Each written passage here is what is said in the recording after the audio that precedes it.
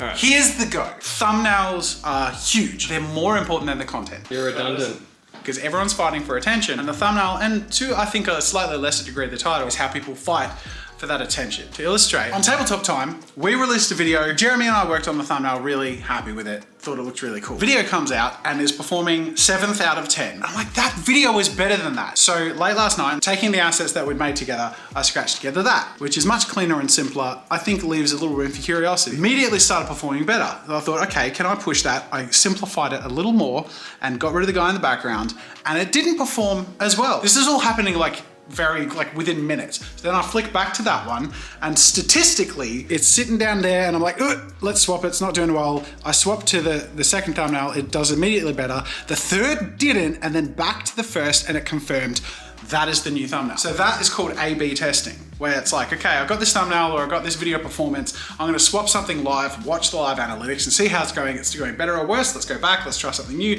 and then you find the most effective route for reaching people through the thumbnail title. We've done a little bit of brainstorming. We've got what we feel should be a pretty clickable video. We bought some mechanical pencils that we almost spent 600 Australian dollars on 2 pencils and compared to a bunch of other pencils. How do you make that clickable and sexy? Let's find out. Let's go do a photo shoot.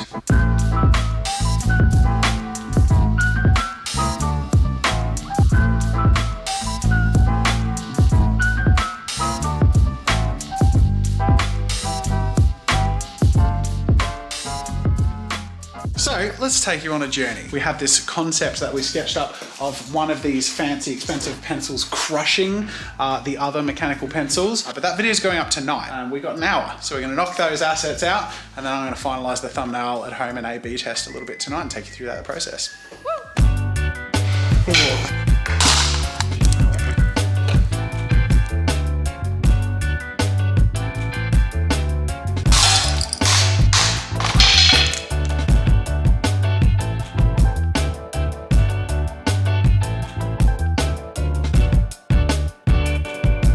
So usually we assemble a lot of this stuff in Photoshop because you have more flexibility. We may need to break it down so we can do that, but I was just sort of showing Jeremy, like, as a raw photo without any doctoring, this is gonna look really compelling. Like, with a good crop, bit of adjustment with the lighting and stuff, we need to try and eliminate as much of the shadows as possible, but we can also clean that up in post.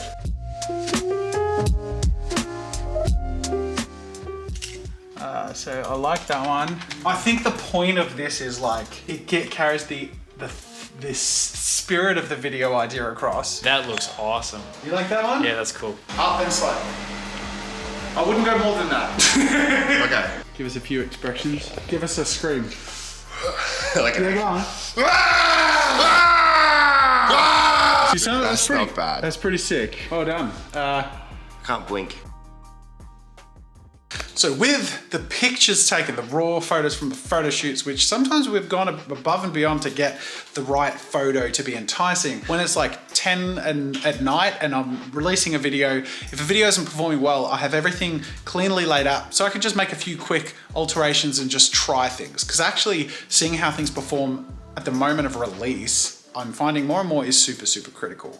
G'day, I'm not used to logging first thing in the morning, so it's 7 AM, which is when my workday begins. So I've pre-prepared the thumbnail that you guys saw us do a photo shoot for. So I'm gonna release this, go make a coffee and chill out for 5-10 minutes, and then we can do some A/B testing and see if this really is the best thumbnail and title to pick.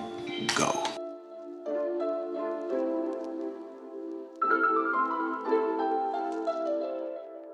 So upon release, this is 8 out of 10, which isn't great. I would like it to be better, but I do have a couple of other thumbnail options, and this is where A/B testing comes in. If a video isn't performing strongly, we did choose and make a thumbnail, and I did choose a title that were a bit of an outlier. Sometimes it's good to sort of go with something that feels like it might be a risk, because sometimes that might pay off. In this case, we have a couple of other options which lean more on some clarity. These two other options, as you can see, are much simpler. One of them has dollars in it, which has proven to be fairly clickable, and this one, it leans more on mystery. So I'm gonna swap between those, and usually every time I do, I note the time so that I can look through the analytics over the next 40 minutes or so and check back at those times where I've swapped it and see how the thumbnails affect the views. live. So I'm gonna swap to this one and then that one and sort of keep an eye on it while I do some other work, and then we'll check back in and see how it did.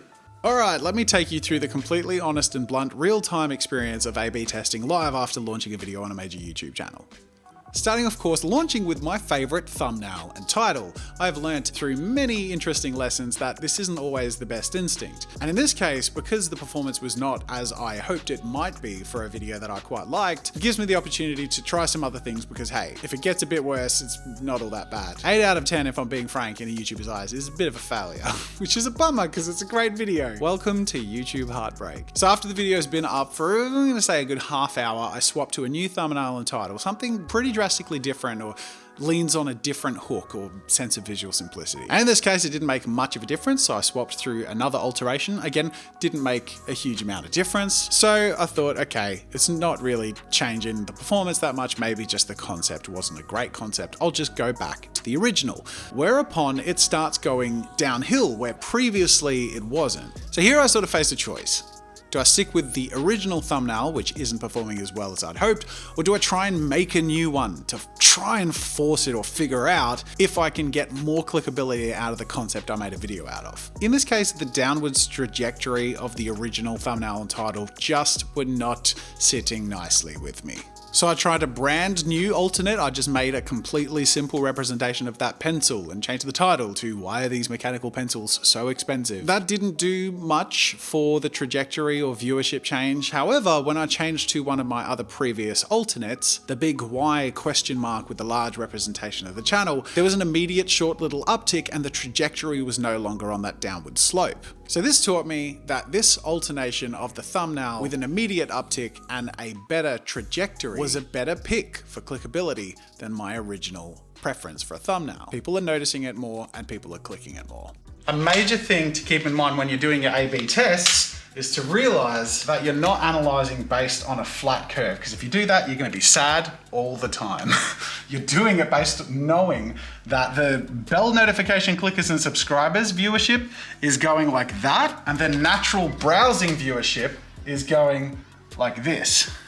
So that normalizes into something that looks like a downhill slope, and especially when you've got these thumbnail tests coming up affecting that, the biggest lesson to take away is that. If you can somehow mentally balance those 3 lines into something that feels flat in your head and then you analyze the performance of the thumbnails in your A/B tests, that's how you find the secret sauce. I'm not saying that based on nothing, because you know from a minute ago that that video launched at a number 8 and now it's a number 5. So it's been climbing up and I've given it the best chance possible for that video to sit well in my lineup of videos. It doesn't always work. Sometimes it works amazingly well, like I showed you at the start of the video with that tabletop time video. But it's a really important process, and the more we do it, the more we learn, and the more important we realize it is.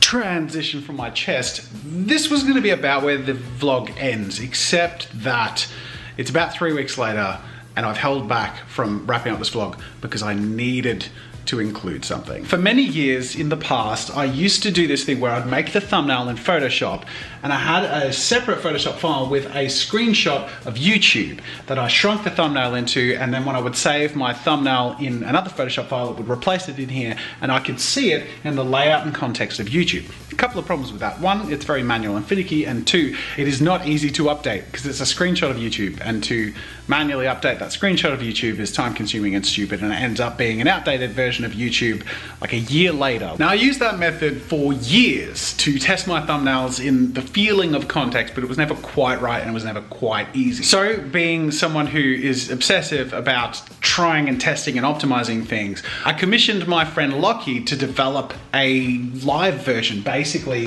which is a website for my own private personal use to upload a video title and thumbnail, and when they're uploaded you can see them in the context of YouTube as it currently is. And I've become more and more aware that there are plenty of YouTubers, both professional and aspiring, who watch this channel. So as a gift to you, my fellow compatriots and content creators, we have made this a thing you can use. Welcome to thumbnailpreview.com. It's free to use without an account. It will run some ads and it will have a fairly low limit on the upload simply because of the servers and stuff we need to pay for. And of course, there's a pro account which has higher limits, unlimited uploads, and it will archive all of the thumbnails and tests you do so you can go back to them. You can download old thumbnails and switch between previous tests. You're gonna be able to test against the trending page and custom keywords, or even enter channels that you would compare your own channel to and basically see it in the context of other people who make content like yours. Does yours stand out or does it have an edge? So for example, with this expensive mech pen video that we've A/B tested, I can upload that file,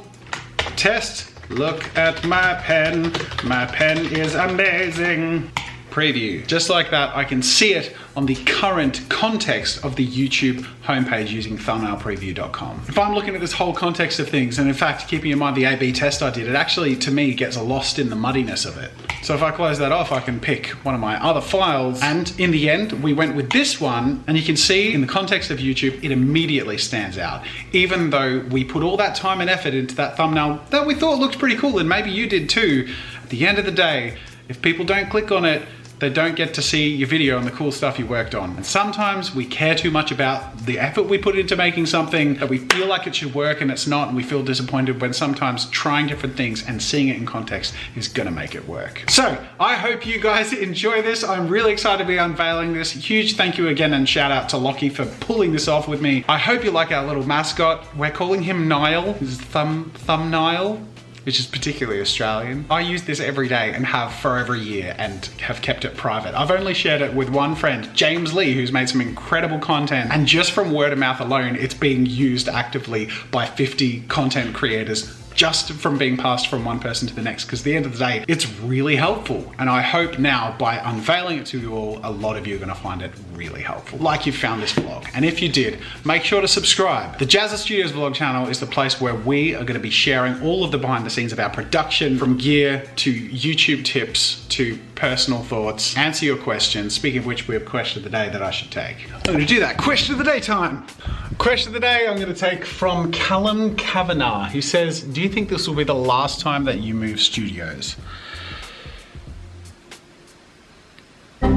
I would have said yes last time. The reality is there may be a skyscraper in our future. I don't know. I know I want to get into game design and a whole bunch of like bigger stuff than even the YouTube stuff, but the reality is YouTube is my home. This is where I live and thrive and what I love, but it also means I get to make even more awesome, cool stuff. And now that tabletop's kicking up, we have an artist in-house starting one day a week, and we've brought on Murray, who's helping paint minis in the tabletop studio one day a week. We're growing and thriving and I'm freaking loving it. So I don't know, can't make any promises, but it's pretty cool to be here. Thank you guys for watching. Like and subscribe and all that YouTubery goodnessy stuff. Otherwise, that's it for now. And until next time, I need another transition. Cut transition.